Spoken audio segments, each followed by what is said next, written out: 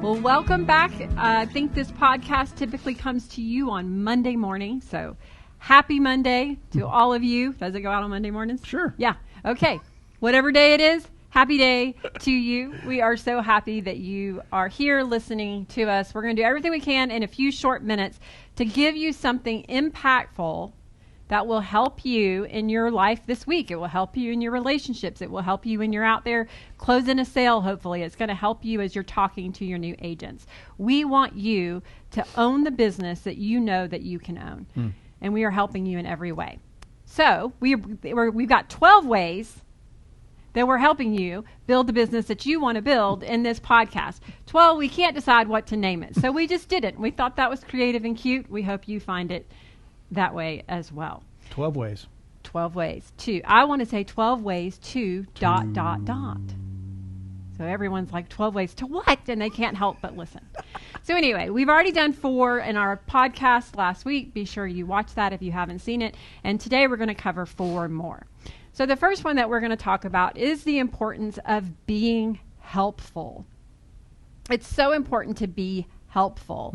Okay. Here are ways as leaders in our business that we can be helpful. It's really important that we pick up the phone and call, not just text. It's amazing, this generation, they date over text. It's kind of crazy sometimes. I don't know how they do that. They do. You first get the Instagram handle and make sure you like each other on there, and then you get the number, then you can date through texting. I know. I don't know how they effectively, build a relationship. In our day, it was like you stayed up all night talking, and it was so fun and all these sweet memories, and you made a connection. You had a moment. You need to create a moment and be helpful with your people by calling them. Too often you just get stuck in this and you assume too much through texting. And I know, I'm not the best texter. I really hate texting. I hate having to think through how to say something in a text because there's no, there is autocorrect, but there's no, once it's out there in written form, it's really hard to, go back and correct it. And I always feel like I have to, this is terrible, but I feel like I have to dispense pleasantries. I have to always be like, oh, I hope you're doing, I just want to get to the point in a text. But when I call you, I have an opportunity to actually not just hear you, but sense, feel, know how to effectively respond and actually be helpful to whatever it is that you might need. Yeah, I think so much can be misunderstood in written word. I mean, I heard it once that, when you write something to somebody, they're going to receive it in the mood they're in when they get it. And you could say something completely neutral, but they take offense to it because they're in a bad mood and they just got bad news or something. So I know for me, the texting thing, I love texting. I mean, I'll do that all day long because I find it so efficient in with time, but often it's so ineffective, or it ends up taking it down a road I didn't want to. So I feel like I've gotten into a pretty good habit of just recognizing, okay, this requires a phone call and just calling or texting them saying, is now a good time for us to actually talk because I can't text right now. Something else that I'm seriously guilty of is we need to visit with each other rather than Zoom with each other. Now, I love Zoom. I loved Zoom before the pandemic. Wish I'd invested. I did not. But it's or some form thereof. I mean, it could be FaceTime, could be whatever video formatting that you want to do. But I like it. It's effective. Or efficient. I can talk to 15 people, bang, bang, bang, and see them. I do love the impact of being able to see each other and see the facial twitch or the body mannerisms or the thing I just said. Did it really impact them positively or negatively? I can almost read the body language and see if there's an offense. But look, you're just this little screen. There's so much more transference that can happen in person. And I always say, hey, whatever you feel about Jesus, he led 12 people 2,000 years ago, and there's billions of people still following him 2,000 years later. He did not do Zoom calls. He lived with those guys for 3 years, lived with them. They knew what each other's farts smelled like, right? And Is that offensive? I don't know. But there is a transference that can happen because you're in person. There's things, when I'm working with an agent, there's things an agent can pick up from me more so than the 30 minutes we had allotted on this Zoom. Then in person, they pick up on things. They pick up how I said things or how I did things or just an offhand conversation I had with somebody. I know, like this morning, an agent reached out and said, hey, I want to come to Dallas and just kind of hang out at the office and watch how the office works and watch your system and your process. You're not going to pick that up on a Zoom. I think it was really smart for that agent to reach out and say, can I come visit and hang out in the office? Because they're going to learn so much more. And again, some of the side conversations we have in the office are never going to make it onto a Zoom call with that agent. Right. But when you're here or when we're there, it does get picked up. Yeah, I also think that it's important to have an overall attitude of being helpful. I think this is a lot, as a leader, when you're trying to help your agents, it's a lot, again, like raising kids. I do talk about that a lot and make that analogy. But, you know, if my kid is trying to get out the door to go to school and they're running late, you know, I will help them. I'm like, okay, how can I help? Can I get the water ready? Can I get the snack in the bag? Can I help you in some way? Now, sometimes there's situations where they might reach out, like right now, if they were to calling saying, oh my gosh, I forgot this book and I need you to bring it to me. I can't help them. Okay. So I think as a leader, in any way that I can make it about them and help them when I can, do them a favor, make it better for them, I will. There are times that you can't just you got to say this isn't good for the team as a whole. But on that one-on-one relationship, anytime that you can help them, give them a leg up, in any way be there for them and make it easier for them, do that. You win a friend. You're making a connection. You're being helpful. Yep.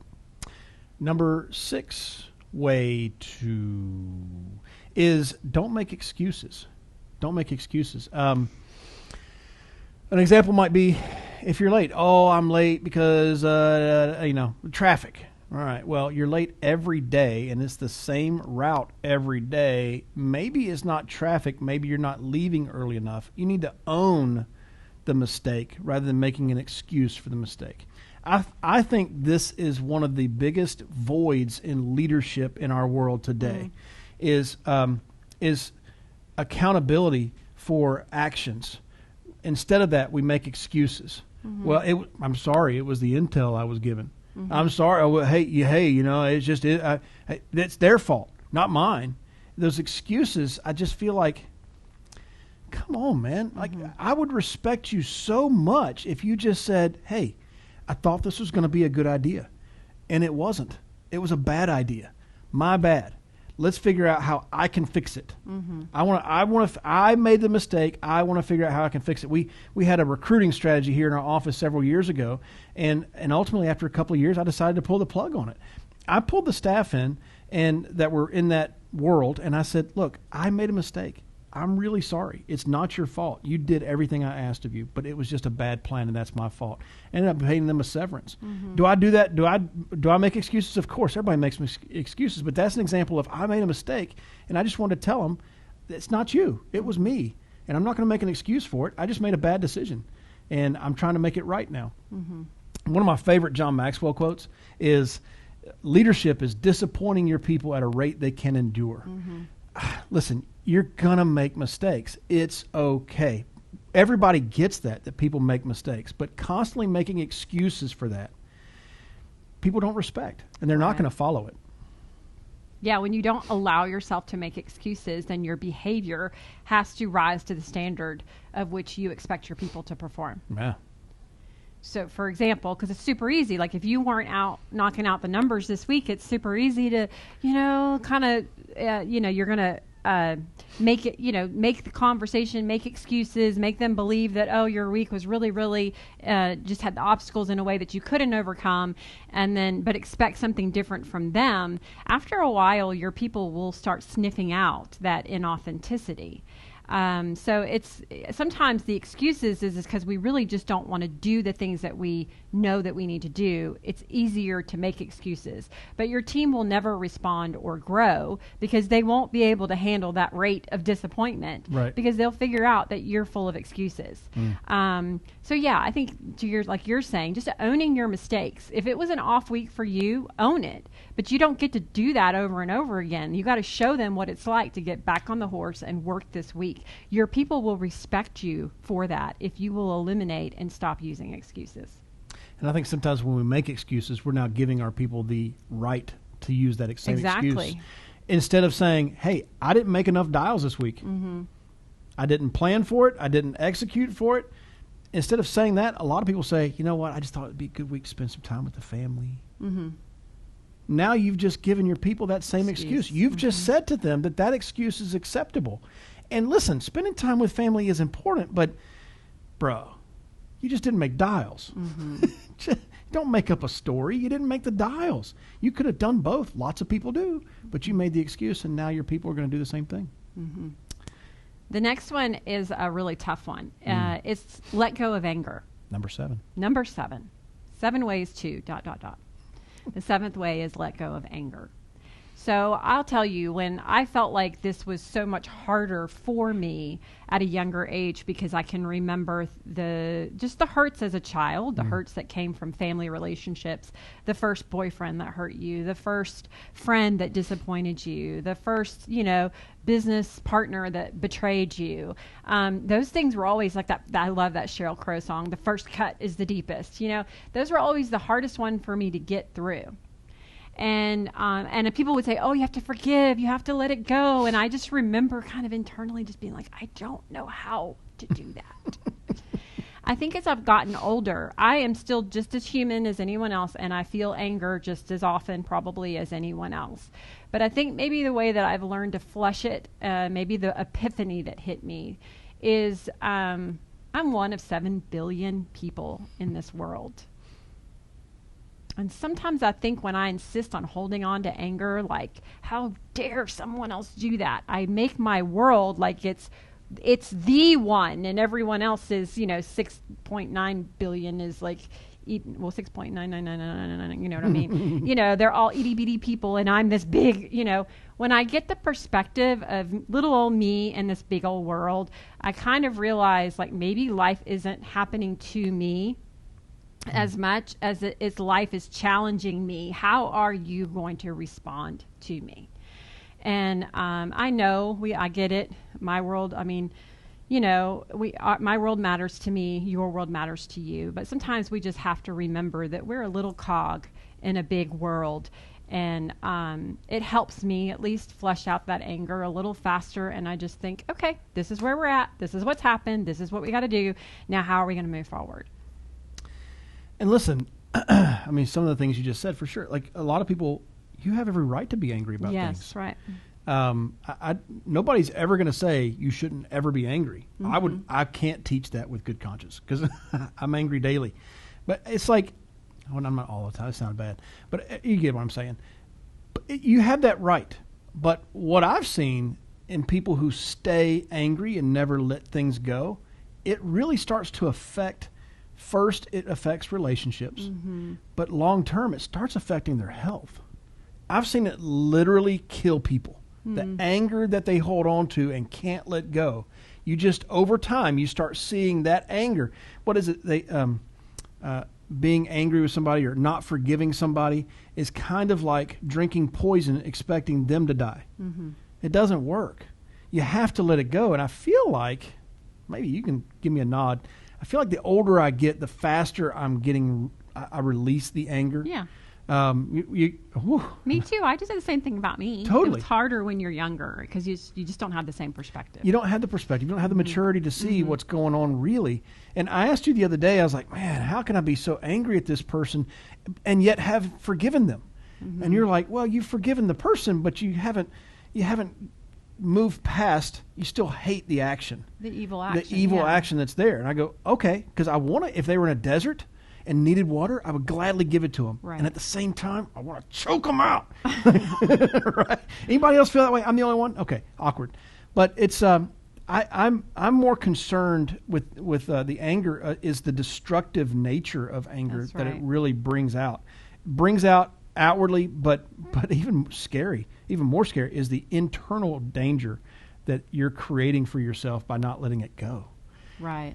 You know, and I'm sorry, because I know we're going a little long on this That's podcast, great. but this is another really good point about anger, is a lot of times it's misplaced and we don't even realize it. We think we're angry at the person who hurt us, but the reality is we're angry at ourselves. You know, and actually my almost 16-year-old son the other day, I was so impressed because he's talking about his soccer coach and the team has not done well this year and they've lost a lot. And he's like, he gets so angry and he gets so angry at us. He's like, but sometimes I swear, I think he's just angry at himself because he knows that it's kind of his fault that the team has failed. And I said, well, yeah, I said, I relate to that as a mom. Sometimes I'm yelling at you and the reality is I'm mad at myself because I allowed this behavior to go on. You know, sometimes we're just mad at ourselves that we got into that mess to begin with.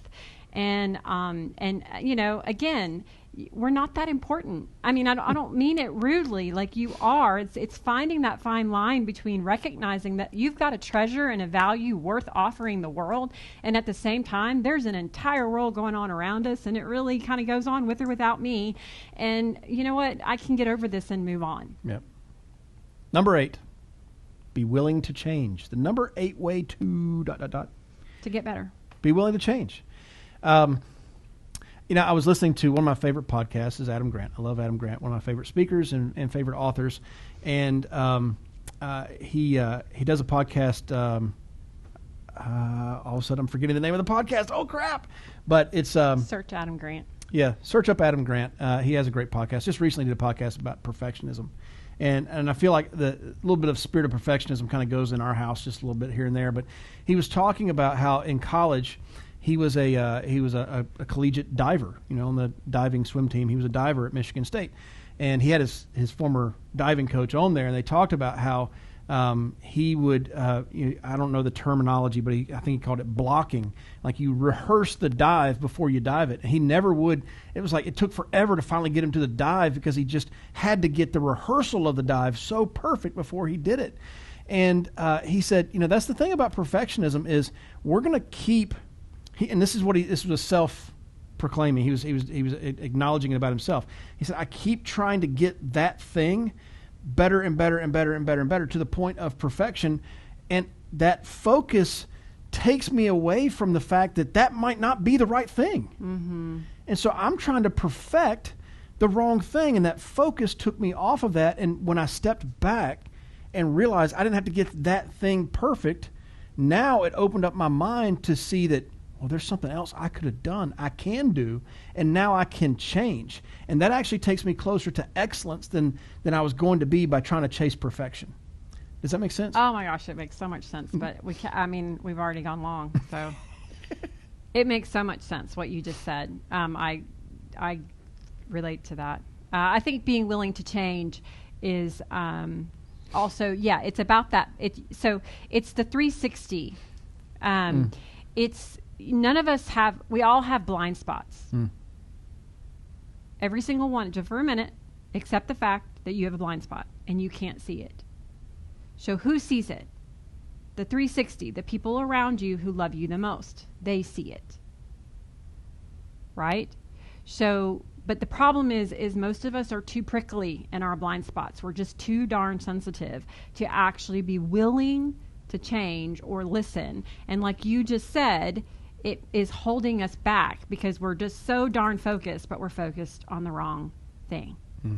You know, we just went through a little scenario where we've been like seeing a few doctors, going through, we did this, and I'm not going to go into details about it, but we've done this sort of what seems drastic, it's not drastic, sort of diet change. And he had an appointment with actually just our general doctor. Mm-hmm. And he called me after, and he's like, God, I'm so mad. He's angry. Like, I'm angry. He's like, this doctor doesn't agree with what we're doing, and he doesn't agree with this or that. And I was like, okay. And I said, yeah, I understand why you're mad. I said, but you have to understand, this is what we talk about. He's the dissenting voice.